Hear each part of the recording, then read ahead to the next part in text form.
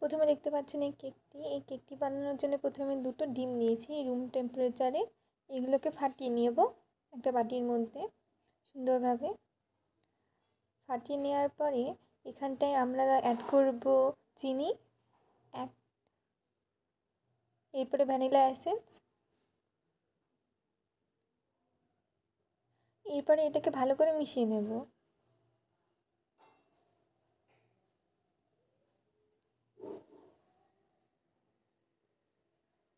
এটা ভালো করে ফাটানো হয়ে গেলে এটার মধ্যে আমরা এখন মিশিয়ে দেব সাদা তেল।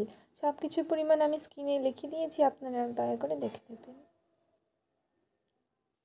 এরপরে একটি মিক্সিং বলে শুকনো উপকরণটা আমি মেশাবো। এখানে নিয়েছি ময়দা 1 কাপ, এরপর নিয়েছি ডার্ক চকলেট পাউডার মানে কোকো পাউডার চকলেট পাউডার একই।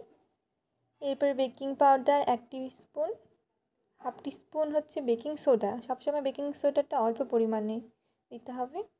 এরপরে এই মিশ্রণটাকে ভালো করে মিশিয়ে নেব।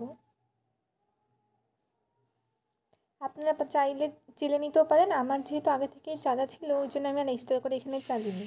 আপনারা যদি চান তাহলে চেলে নেবেন, তাহলে সুবিধা হবে বেশি। সবসময় চেলে নেওয়াটাই উচিত।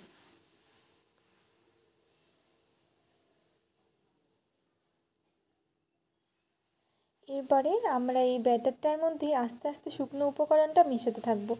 সবসময় পুরোটা দেওয়া যাবে না, আস্তে আস্তে অল্প অল্প করে আমাদেরকে মেশাতে হবে পুরো ব্যাটারটার মধ্যে। ভালো করে মেশাবেন, বেশি জোরে জোরে করতে যাবেন না, তাহলে ডিমের ফোমি ভাবটা নষ্ট হয়ে যাবে।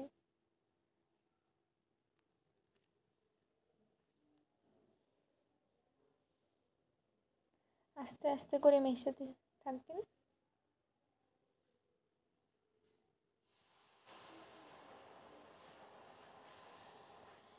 এভাবে পুরোটা ব্যাটার একবারে ঢেলে দেবেন, দিয়ে পুরোটা মিশিয়ে নেবেন।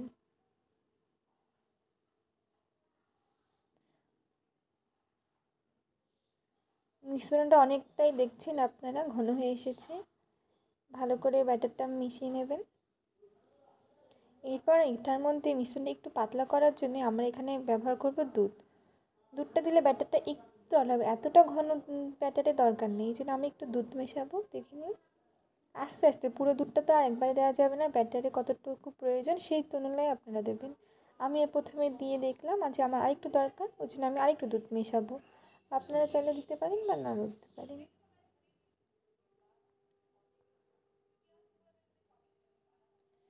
জায়গাটা ভালো করে মেশাতে হবে, তাহলে ডিমটা বেশি সফট হবে।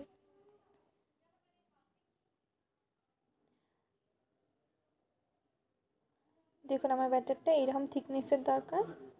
এরপর এটা আমরা একটা প্যানে সাদা তেল ভালো করে লাগিয়ে নেব।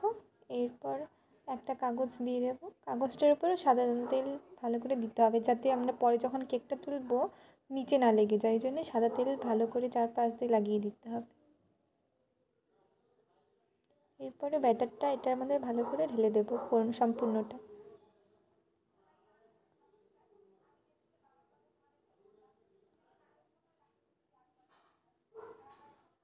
সম্পূর্ণ ব্যাটারটুকু যেহেতু যেটা বাটিতে লেগে আছে সেটা পুরোটা ঢেলে নেব।